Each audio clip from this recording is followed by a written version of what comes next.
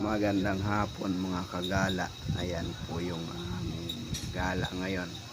Ito yung anak kong si Judel. Ayan.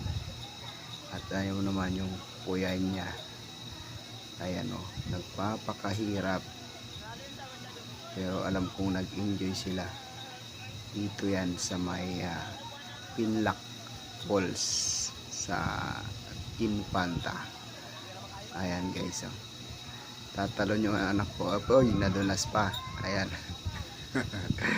Nadulas. Di pa yan sanay magsilangoy. Pero natuto na lang dahil sa kakaswimming. Wala kaming inaaksayang oras pag may konting pera. Swimming. Nanggaling na kami sa sa Tando Beach. Kaya lang hindi sila nag-enjoy doon dahil malabo yung tubig at mainit.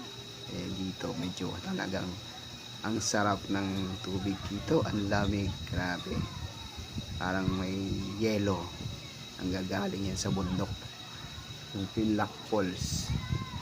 Guys, wag gusto nyo mag swimming, ganda dyan, may entrance fee pala dyan na 50 pesos, tapos ang lamisa nila dyan ay 400 pesos yung may payong. Tapos kung mag overnight naman kayo, ayun po yung asawa ko, yung asawa kong sexy.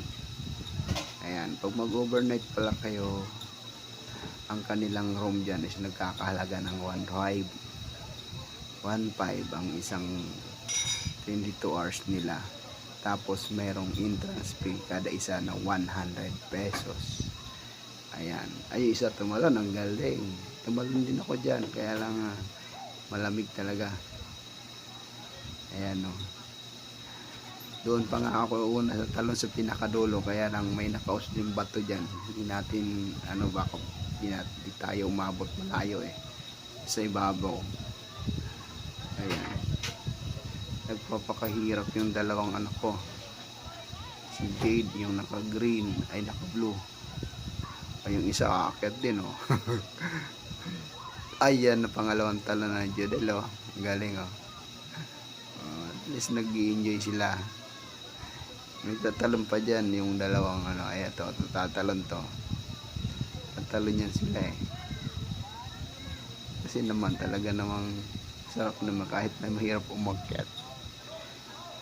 Wala lang kasing akyatan, talagang pag umakyat ka nahirap.